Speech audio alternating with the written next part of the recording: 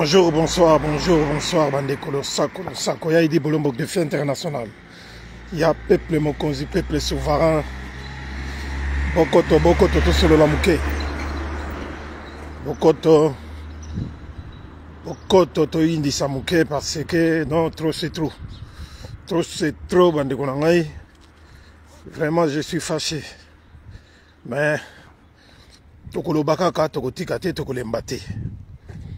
Bana maman, bana papa, bana mama Congo, botelema, ma révolte moko généralisée. Trop c'est trop, trop c'est trop. On est entouré de frappeurs,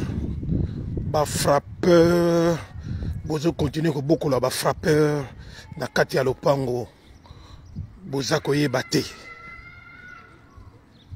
Totelema bandeko na ngai. Awa na ye lelo, en tout cas, bolimbisa ngai. Je ne serai pas long. Na ye kaka. Koluba. Oyo na uti koyoka. Ce qui vraiment ezali ya solo. Peuple congolais. Botelema. Il y a certaines choses qu'on peut accepter. D'autres pas. Hein? Bolaksa que vous allez battre. Vous êtes un peuple. Un peuple doit savoir dire non quand il est faux et dire oui quand il est faux également. Peuple congolais. Trop c'est trop, trop c'est trop. Bandeko nangai. Bako sakana na bino ndenge wana te. Bako ko sakana na biso. Si vous êtes vraiment des Aïrois, il est temps de se révolter.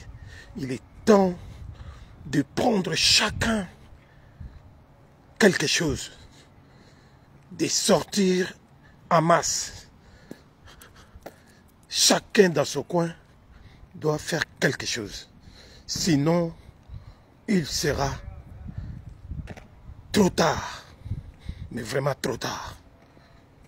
Et c'est maintenant qu'il faut agir. Peuple zaïrois. Oyo bozali na katia. Mboka wana oyo ekomi. Et comment République a démocratisé du Congo. Ce n'est pas la peine. Yako s'endormir. Nous devons nous lever. Vous vous rendez compte. Aujourd'hui, vous avez attendu assez longtemps. Vous qui attendiez ces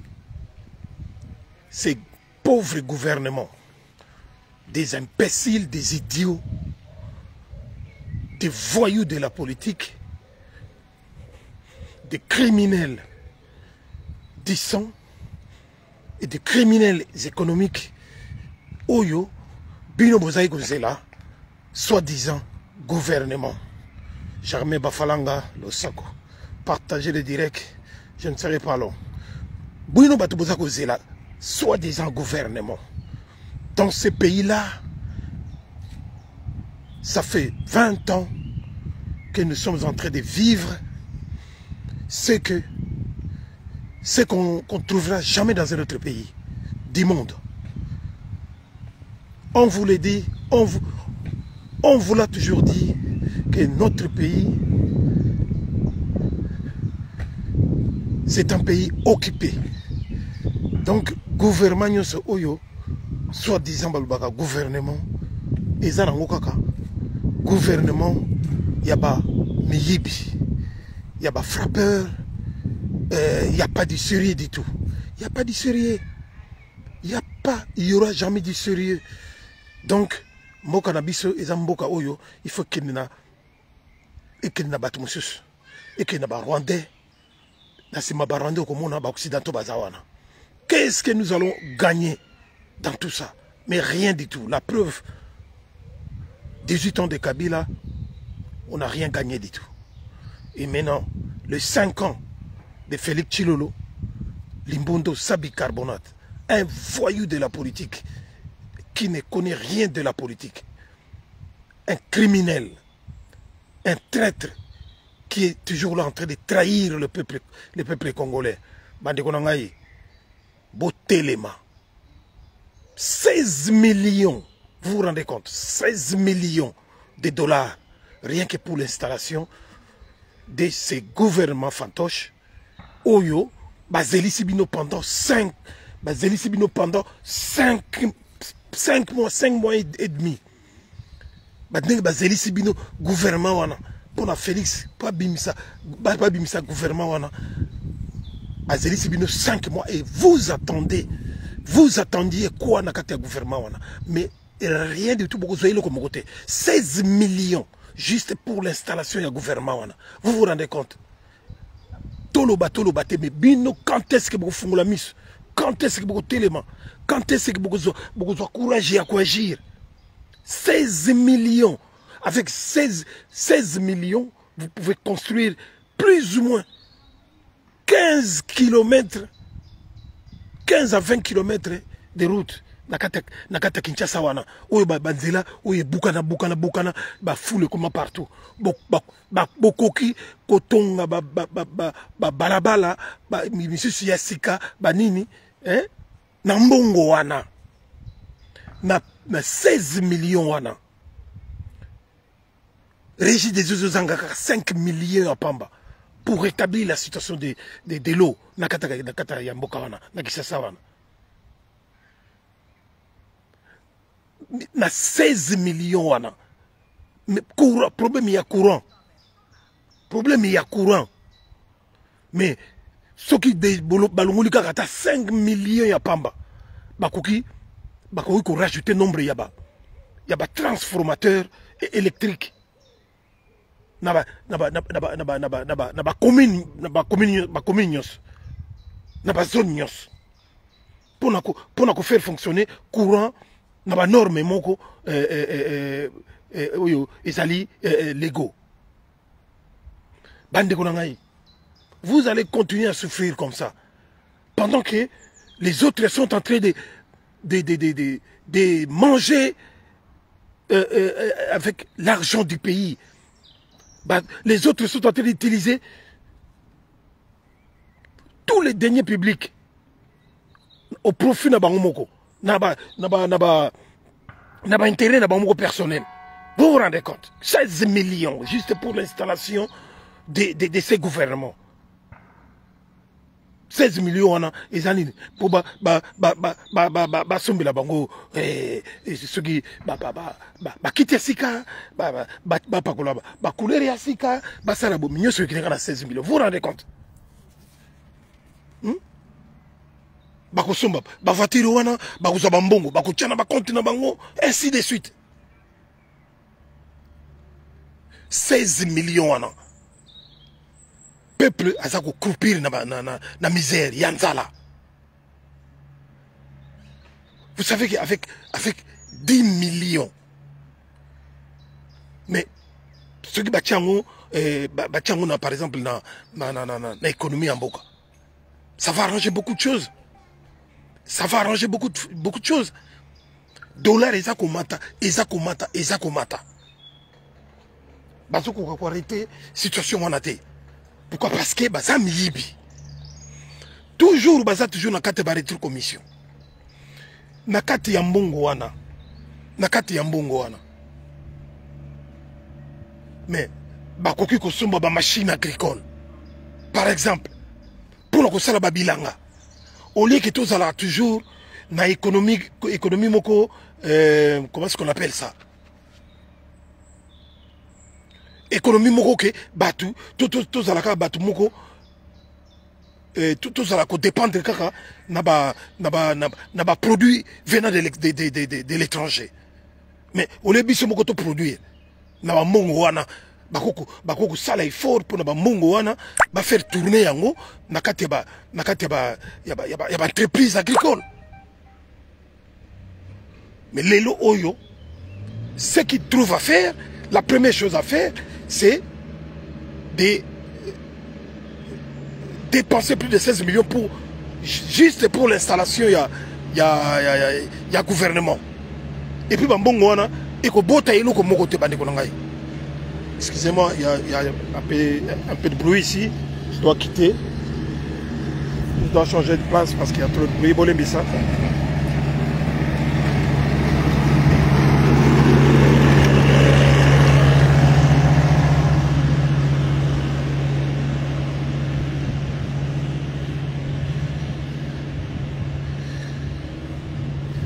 Peuple congolais, tout ça là, problème, il y a transport. Surtout la capitale, on a la Kinshasa. Et pas bien aux alliés. Problème sérieux, il y a transport et alliés.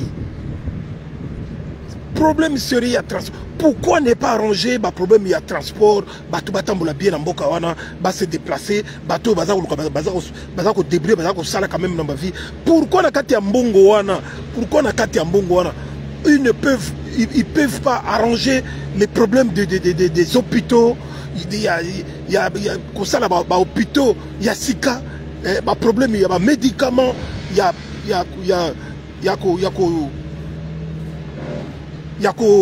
aider batou, malade, na ba médicaments, na ba makambebele, vous vous rendez compte de tout ça?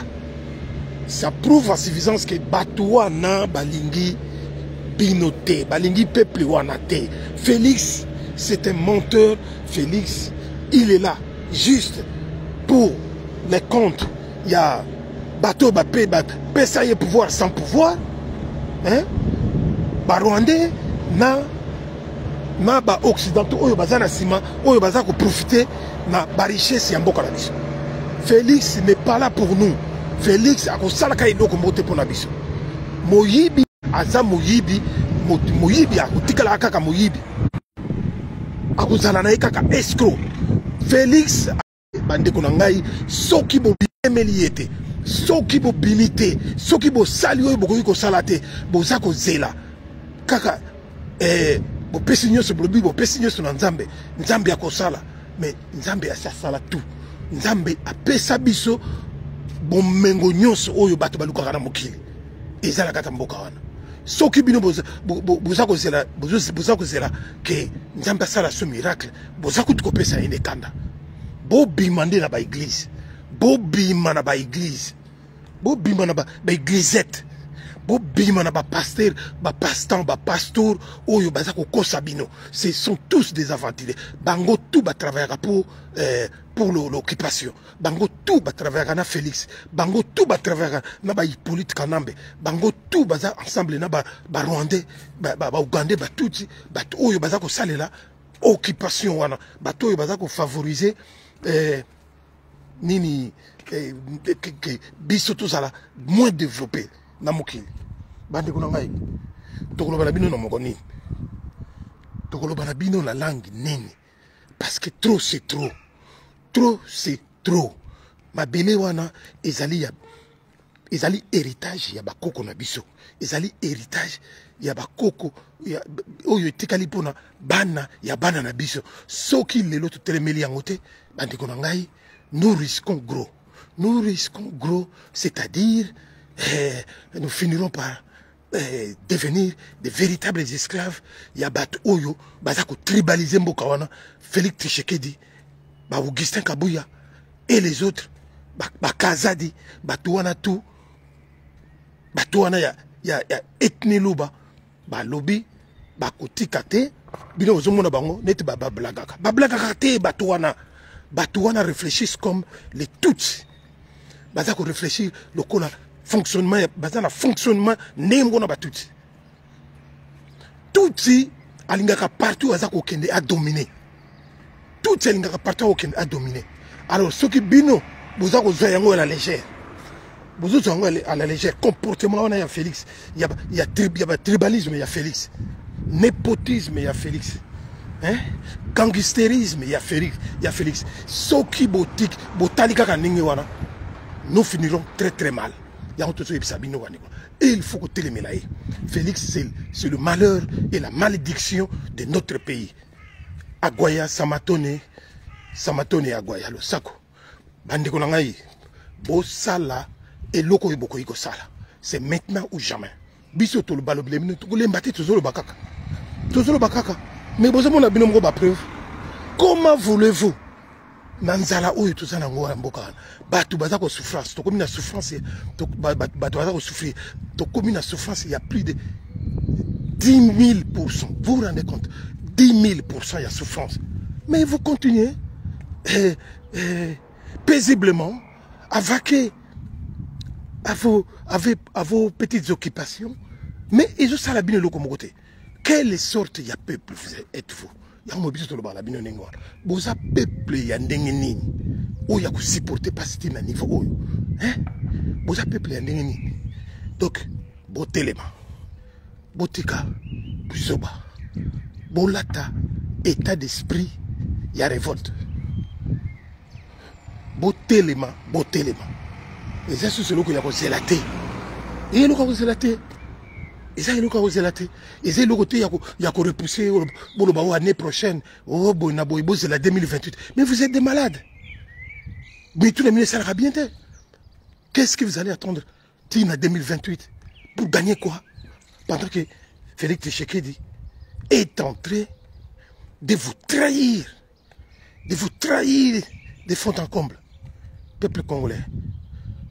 En tout cas, botelema, ceux qui botelemité, Olivier Ilunga le Sako. Ceux qui botelemité, malheur à vous. Malheur à vous, parce que mais c'est dommage que vous en mais nous vous demandons toujours de redevenir un peuple. Un peuple, c'est-à-dire celui-là même qui a écouté, qui a écouté la demande de faire le roi Désiré Kabila pour nous pinga na Barwandais oyo bakotelaka biso na Kinshasa. Nek to boka bango ba mai njili na ba mai ya kalamu et tout ça. Donc botelema pendant qu'il est temps. Bandiko ngai botika Félix Tshisekedi na mboka. Bango omoni ba manœuvre tout baza ko sala wana. Ezali pour Félix. Bazo sala tout l'intérêt à Félix. Il est capable de changer la constitution pour préserver pouvoir sans pouvoir pour des années et des années. Et rendez-vous compte, quelqu'un qui n'a rien dans la tête, Oyo, Azako il a bien esprit, il y a dictature, hein? Il y a la loi coutumier, il y a Kabeyan Kabonga, donc bien botika y mais rendez-vous compte que finalité n'a pas vous allez n'engeni, finalité n'a pas vous allez donc bandeko ngai tout élément parce que c'est grave. Et surtout, la constitution a changé, a simba kutu yangote. De bibi moko ba faille dans la constitution wana, mais constitution va changer en opening wana te. On change la constitution ou on modifie la constitution rien que pour l'intérêt du peuple. Rien que pour l'intérêt général. Et non pour l'intérêt individuel. Il y a mutu moko boye songolo pakala ayekaka bo changer pour l'intérêt naie pour azala kawana. C'est grave. Donc, totalement, je vous souhaite une bonne journée. Et voilà, donc, na pesi kaka mbote. Na pesi mbote de sous makasi. Na marié sur Bayende, kombo elengi, muto à l'équipe Bende à tout fait la valeur. Le sako na honorable et déshonorable Alemboyo Yamama Gimboyo. Le Sako Nabukichi Wayambo, commandant ici à Unisibans, William Bolombo, Roby Bolombo, le Sako, et tous nos mamans. Maman Déboulonné à Déboulonné TV, maman Mongala à Brigitte Mongala, maman Maserati, Kipavita, maman Lydie 2000, maman Kenny à Moussoko. On est ensemble, Bob Mabata, l'ambassadeur, hein, Axel Niwa, Bolanga Lamiyak. Le Sako, Izema Tomona, Jean-Louis Mundele Yabangwandi, Nibaramu, Roger Bamokande, Bale. Voilà donc, Nasuki Wanapuna Lelo, partagez le direct. Jimania TV, Yamama Grastumba, Bilili Yangwana. Voilà donc, on est ensemble. Tokomi Balayasima. Merci de m'avoir suivi. Tokomi Balayasima. En tout cas, au prochain numéro, Yaidi Bolombo. Aujourd'hui, exceptionnellement, on a tout ça la marche dans l'œil, mais c'est un après-midi. Normalement, on a ça la chaque matin. Mais comme je n'ai pas eu assez de temps pour la ça la Tongo, on a salé en après-midi. D'où j'ai profité pour passer les messages. On est ensemble, on est ensemble. Ingeta, Ingeta. To continuer na bango kaka boye. Félix, faut tout ce qui ça y est. Pour mboka on est ya tata na yete na mama na ye. Mboka on est ya biso pense. Ezali ya tata na ye na mama na yete. Trop c'est trop. Trop c'est trop Germain Bafranga. Allez, Ingeta. Ingeta, Ingeta, Ingeta. De toute façon, le gouvernement wana ego salaka et loko mokote. Celle-là, la dame là, ils ont un kaka buzz. Ils ont un buzz. Hein? Ils ont un buzz. Et là, comment changer on atteint? Et là, comment changer on atteint? Oui, salami wana. Oui, nous là, on a gouvernement. Bon, mon ibino ok. Il y a aucun changement. Bazo longo la batu mususu yakala bazo kozon kama bazo longo la batu mususu bazo msabatu mususu yakala et toujours le même. Toujours le même. Toujours le même. Donc pour ngai ezare remaniement. Ezare remaniement. Et ça l'était que ma nouvelle tête ba ye bona. Vous vous rendez compte? Et le coup na yana bossa na yango. Après nomination ba ministre il faut se rendre compte, Félix Tricheke, pour tout que Moutou n'a pas la rabiente. Il faut se rendre compte, après clameur publique, Manenge totali sur le plan géopolitique Yamboka, province de Maniema, aucun ministre. Dès que vous se rendre compte, il y a ça la ordonnance présidentielle pour la nomination. Il y a ministre, il y a ministre moko, parmi les députés, il y a Maniema pour pas ça ministre auprès du Parlement. Est-ce que na mutu na ye Félix a bagité que ministre auprès du Parlement? Namboka wana et ça là qui n'a pas gouvernement monsieur wana ayebaki yango ayebaki te tala buzoba hein les salaki ba nomination ministérielle pour le gouvernement abosana ki même ko cité ministre de la justice abosana ko loba ko cité ministre ya nani ya justice. Après, donc, tous des aventuriers, des criminels, tout ça, c'est du semblant. C'est du semblant. C'est une façade. Il n'y aura jamais un gouvernement, au vrai sens du mot, parce que dans une occupation, il n'y a jamais eu de gouvernement. Bateau oyo kaka ba dirigeaka, bateau ba ko diriger eza bateau oyo baza ko occuper bino. Bateau oyo baza ko occuper bino. Bangunde bateau basala ka sorti ya. Ya collège moko boye pona ko diriger mboka wana. Oyo mboka oyo ezali occupé. Et donc voilà. C'est koyo bino bateau ozela ka gouvernement. Mais le gouvernement, il y a et que ça pas autre chose. Gouvernement, il y a besoin de la carte, il y a gouvernement. Les Rwandais, ils ont la carte. Ce sont des Rwandais. Hein? Banyarugabo, tout ça.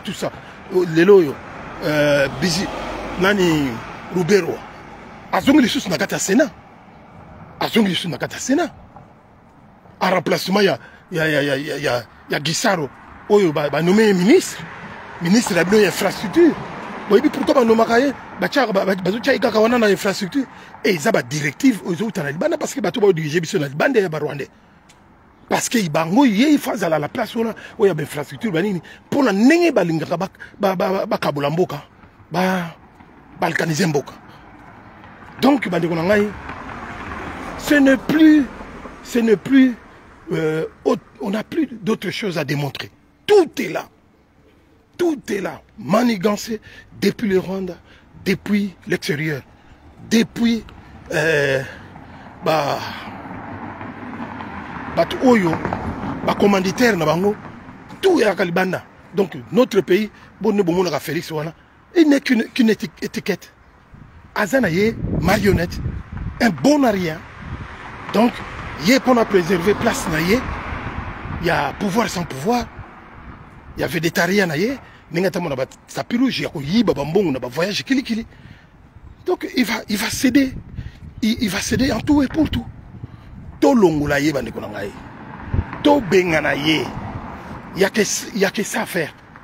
Et l'eau comme monsieur a réalité. Donc peuple beau tellement. Quand on n'est pas bozali au bimi na porte na yo, bozela kakate. En tout cas les 7 oyo. Les 7 juin. Nenge ba mouvement citoyen balobi. Nenge balobi. Et puis on voit qu'il y a du sérieux. Moto nyonso abima pour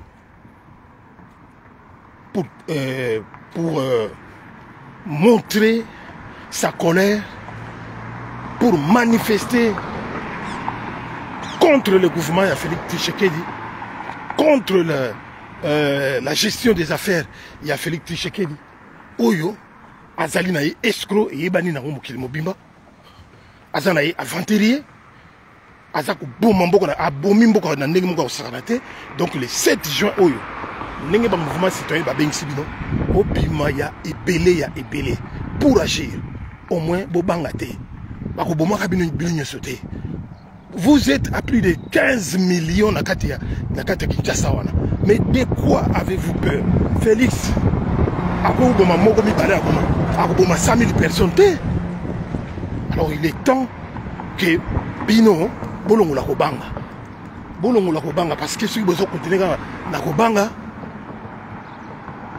ata obangi okimi ofandi no na ndako. Mais liwa ikolano na ndako pourquoi? Parce que tu ne manges pas bien. Tu ne manges pas ta faim. Olia kabiete bangungi bakolia yo. Typhoïde paille, malaria paille. Donc bozo kufa na ndenge ya buzoba batu doba liwana bino ezeba na sutinate. Voilà donc il vaut mieux ndenge bozana boza batu aussi beaucoup fa. Mais à quoi bon d'avoir encore peur? Il y a liwa. Bobima, c'est pour votre bien.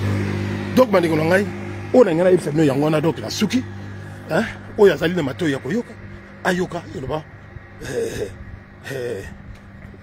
basango na église à bon attendeur sali ingeta partagez le direct s'il vous plaît.